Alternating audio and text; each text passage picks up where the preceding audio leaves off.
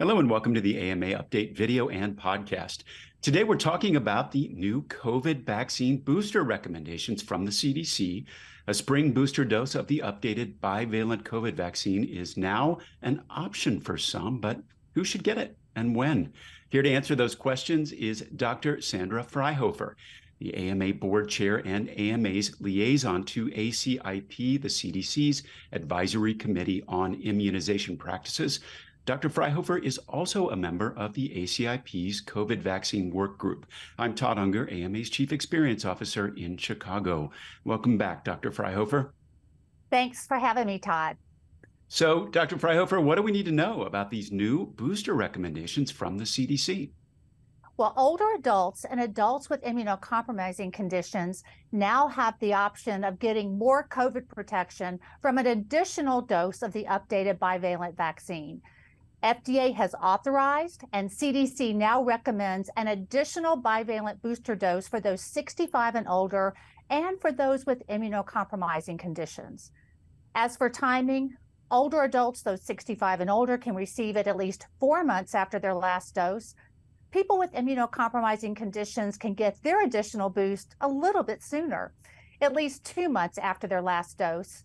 And for them, more additional doses may be administered based on their clinical circumstances and at intervals determined by their physician. These options add flexibility for this group of people at higher risk of severe COVID complications. For young children with immunocompromising conditions, those aged 6 months through 4, eligibility for additional booster doses is more complicated and depends on the type and number of vaccines previously received. And although the overarching theme of these new recommendations is flexibility and simplification, dosing for young children remains a little complicated. However, CDC is in the process of putting together some detailed and specific step-by-step flow charts to help clinicians determine what dose and what formulation children need and when. Dr. Fryhofer, you mentioned the word simplicity. How have the new recommendations been simplified? Well, this is really good news. For those aged 6 years old and older, COVID vaccination recommendations have been greatly simplified. The same mRNA vaccine formulation will be used for all vaccine doses for everyone. The original monovalent vaccines are no longer recommended, and at least for now, the bivalent vaccine formulation, which is half original and half Omicron BA4, BA5, will be used for all vaccine doses for everyone. Well, Dr. Fryhofer, tell us more about the timeline of this recommendation and why the FDA and the CDC are offering an additional booster to those selected groups right now. Well, it all happened last week. On Tuesday, April 18th, FDA gave the thumbs up for a second updated booster for those 65 and older and for those with immunocompromising conditions, and using the bivalent vaccine for all vaccine doses. Then on Wednesday, April 19th, ACIP, which is CDC's Advisory Committee on Immunization Practices, met and discussed FDA's amended authorizations and also reviewed updates for vaccine safety and vaccine efficacy. There was no formal ACIP vote. The CDC director, Dr. Rochelle Walensky, was the decider, and she sealed the deal with her signature later that evening. Additional bivalent boosters are now an option for these specific groups. Monovalent vaccines are no longer recommended. The bivalent booster first became available in September 2022, or around Labor Day, and we know that the efficacy of mRNA vaccines wanes with time. An additional vaccine dose restores immunity. Some people are now at least 6 months out from their last bivalent vaccine dose, but many people have not had even one bivalent COVID vaccine dose. Well, how about those people? Does this affect vaccine recommendations for those who still have not even been vaccinated?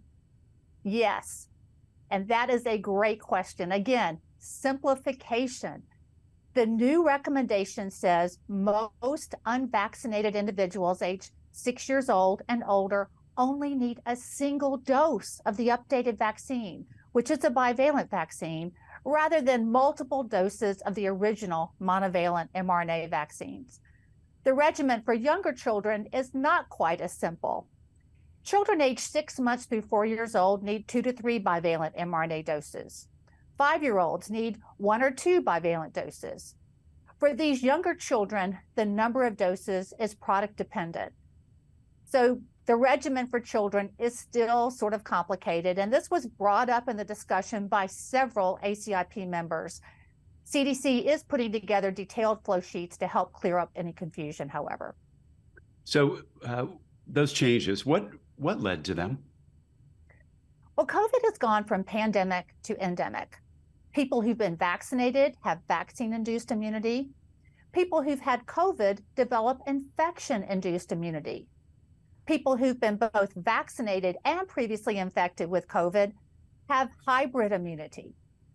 There's still a small subset of people who've neither been vaccinated nor infected, but that group's getting smaller and smaller. The fact is, most everyone in the US, age 5 and older, already has COVID antibodies, either from vaccination or from previous infection or both. And FDA said that for those with prior infection, the immune response after 1 dose of vaccine was comparable to the immune response after 2 vaccine doses.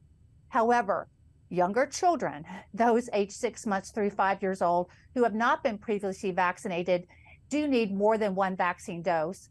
They need a prime boost, which means 2 or 3 mRNA vaccine doses, depending on the vaccine product used, including at least 1 bivalent vaccine dose. So, Dr. Fryhofer, you mentioned hybrid immunity and the fact that if you've had a COVID infection before, does that affect the recommended time interval for getting a boost if you had a recent COVID infection? Well, a lot of people have COVID, they don't even know they've had it, but CDC is already on record saying to wait at least 3 months after a known COVID infection to get a COVID vaccine dose. So that's a great question, Todd. So this new recommendation, it only applies to people who are 65 and older and for those with immunocompromising conditions. What about people that are under 65? When should folks that are younger than that plan on getting a vaccine boost? FDA says it intends to address additional boosters for those younger than 65 when their advisory committee VRBPAC meets in June. And at that time, FDA will also address any needed changes and the strains included in the vaccine. Now, changing the strains for a vaccine that's already been studied isn't new. We do this for flu vaccine every year. WHO's Technical Advisory Group on COVID-19 Vaccine Composition, which is also referred to as TAG-CoVac, they're meeting in May to discuss COVID vaccine antigen composition, and I'm sure FDA will take those recommendations into consideration when they meet in June. And this should give vaccine manufacturers time to make any recipe changes so updated vaccines can be ready to go by fall if needed. And one of those recipe changes, so to speak, was the move from the monovalent to the bivalent. Just for those out there that need a little bit of a refresher on that, can you review the difference between those two? Sure. Bivalent means it's half original strain and half Omicron BA4, BA5. Now remember, mRNA COVID vaccines trigger antibodies to spike protein. And although BA4 and BA5 are different subvariants and have different mutations, their spike protein just happens to be the same. So that's why this new bivalent vaccine targets both. You may recall Omicron BA1 bivalent studies found adding a second COVID virus to the original vaccine broadens the antibody response and results in higher antibody titers for Omicron variants and higher antibody titers against other COVID variants as well. And the resulting antibody titers were as high or higher than for vaccines containing only the original vaccine strain.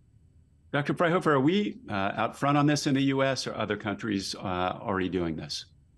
No, we are not the first ones to do this.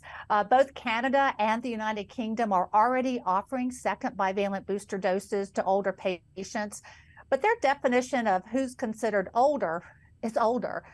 The CDC recommendation starts at age 65. In the United Kingdom, the extra boost recommendation starts at age 75. In Canada, Older starts at age 80. Canada's recommendation, like ours, is permissive and flexible. Canada says these older patients may get it. The UK recommendation is more definitive. The UK's equivalent of the CDC says those age 75 and older should get the additional vaccine boost.